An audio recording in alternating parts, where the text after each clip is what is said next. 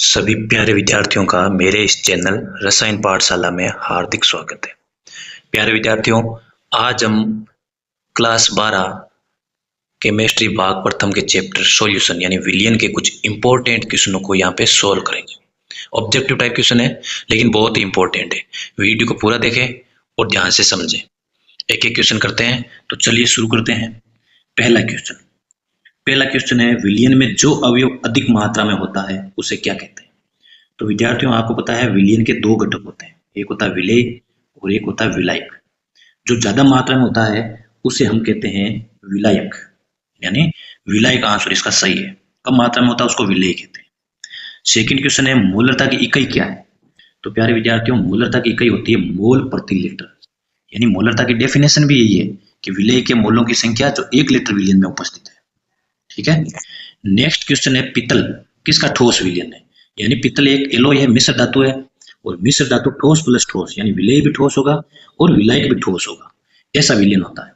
तो इसमें अपने का आंसर होगा कॉपर प्लस जिंक, यानी कॉपर और जिंक से मिलकर ये पित्तल बनता है। नेक्स्ट क्वेश्चन है अपना, चीनी का पानी में विलयन किस प्रकार का मिश्रण है? चीनी को पानी में घोलते हैं तो आपको पता है चीनी एक समान रूप से पानी में घुल जाती है। पूरे पानी का, ये कह सकते हैं विलयन का संगठन एक जैसा होता है, तो इसका आंसर होगा समांगी। इसका आंसर होगा समांगी मिश्रण। नेक्स्ट क्वेश्चन, नॉर्मलता को किस अक्षर से दर्शाते हैं? तो इसका आंसर होगा सी, कैपिटल एल से। कैपिटल एम से दर्शाते हैं मोलरता को, मोलरिटी को। स्मॉल एम से दर्शाते हैं मोलैलिटी यानी मोललता को, और एक्स से डिनोट करते हैं हम मोल फ्रैक्शन, मोल भिन्न। तो अपना आंसर होगा नॉर्मलता के लिए कैपिटल एन। नेक्स्ट क्वेश्चन है, सोडियम अम्लगम में विलेय पदार्थ है। तो आप सबको पता है अम्लगम यानी ऐसी मिश्र धातु या ऐसा विलयन जिसमें एक धातु पारा होती है। और जैसे सोडियम अम्लगम है तो इसमें सोडियम और पारे का ये विलयन है, और ये एक प्रकार का ठोस में द्रव विलयन होता है। तो ये ठोस सोडियम धातु विलायक होगी और पारा ये विलेय का काम करेगा। ठीक है। नेक्स्ट क्वेश्चन है, ठोस के द्रव में घुलने की क्रिया को क्या कहते हैं? जब कोई ठोस पदार्थ होता है उसको हम लिक्विड सोलवेंट यानी विलायक में घोलते हैं तो वह प्रक्रिया कहलाएगी विलीनीकरण, यानी हम कहते हैं कि ठोस है वो घुल गया, विलीन हो गया। नेक्स्ट क्वेश्चन है, समुद्री जल से नमक प्राप्त करने की विधि है। तो इसमें जो ऑप्शन दिए हैं उनके अकॉर्डिंग सीधा सटीक आंसर होगा वाष्पीकरण। समुद्री जल होता है उसको वाष्पीकरण करते हैं, या सूर्य के प्रकाश से जब वाष्पित होता है तो पानी भाप बन के उड़ जाता है और पीछे जो लवण होते हैं वो ठोस रूप में जम जाते हैं। अगला क्वेश्चन है, विलयन की सांद्रता व्यक्त करने की वे विधि जो तापमान पर निर्भर नहीं करती।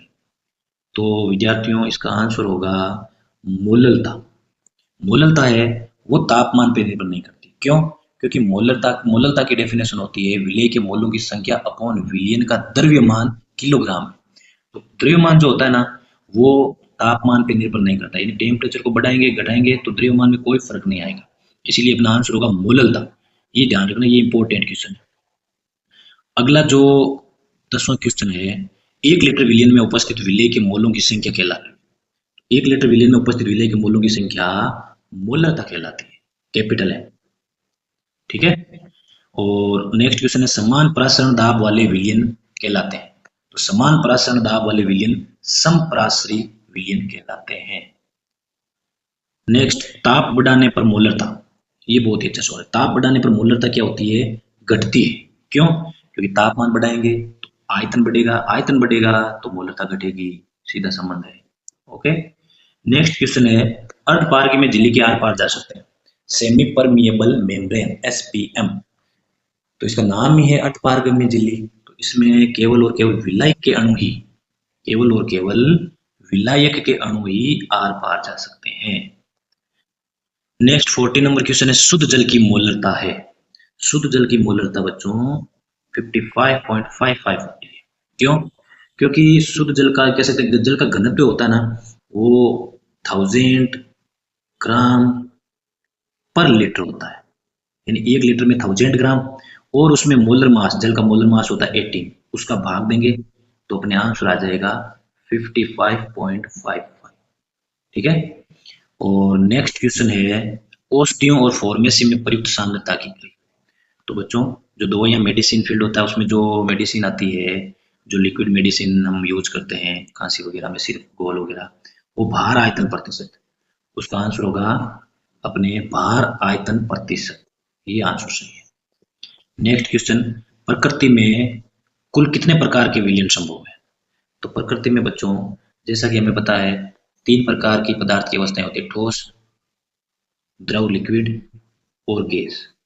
और प्रत्येक, जैसे मान लो विलयक ठोस है, उस विलयक ठोस में हम विलय ठोस डिजोल्व करें, और या फिर हम उसमें लिक्विड करें और या गैस करें, तो 3 प्रकार का, 3 टाइप का ये सॉल्यूशन हो गया। इसी तरीके से विलायक अगर लिक्विड है और उसमें भी अगर हम सॉलिड, लिक्विड, गैस डिजोल्व करें तो भी ये हो गया, और गैस लेकर के विलाय के रूप में हम उसमें सॉलिड, लिक्विड और गैस डिजोल्व करें, तो टोटल 3 यानी 9 प्रकार के विलयन संभव है। ओके, नेक्स्ट क्वेश्चन है, मोललता प्रदर्शित होती है। तो मोललता प्रदर्शित होती है प्यारे बच्चों मोल प्रति किलोग्राम में, ठीक है। और 80 नंबर क्वेश्चन है, विलयन में उपस्थित सभी घटकों के मोल प्रभाजों का योग होता है। बहुत ही अच्छा सवाल है, इसका आंसर होगा 1। हमेशा ध्यान रखना, कोई विलयन है उसमें चाहे कितने प्रकार के अवयव मिले हुए हों, उन सब के मोल प्रभाजों का अगर हम एडिशन करें, योग करें, तो आंसर हमेशा 1 आएगा। 19 नंबर क्वेश्चन है, विलय के मोलों की संख्या तथा विलयन के कुल मोलों के अनुपात को कहते हैं। विलय के मोलों की संख्या और विलयन के कुल मोलों के अनुपात को कहते हैं मोल प्रभाज या मोल भिन्न, ये भी एक नाम है इसका, ठीक है। और लास्ट में क्वेश्चन है 20 नंबर, कैम्फर का नाइट्रोजन गैस में विलयन किसका उदाहरण है? कैम्फर यानी कपूर, कपूर होता है सॉलिड, और नाइट्रोजन गैस यानी गैस में ठोस। सीधा सीधा दिख रहा है आंसर ए। तो प्यारे विद्यार्थियों, ये अपने 20 इंपॉर्टेंट क्वेश्चन थे। अगर क्वेश्चन वापस समझने हैं तो वीडियो एक बार पुनः देख लें, और वीडियो अच्छा लगा है तो लाइक करें और सब्सक्राइब करें चैनल को, ताकि इसी तरीके से केमिस्ट्री से रिलेटेड टॉपिक जो भी हैं उन पे अच्छे अच्छे सिंपल लैंग्वेज में आपको वीडियो में बना के दूंगा और आपको हेल्प मिलेगी। धन्यवाद।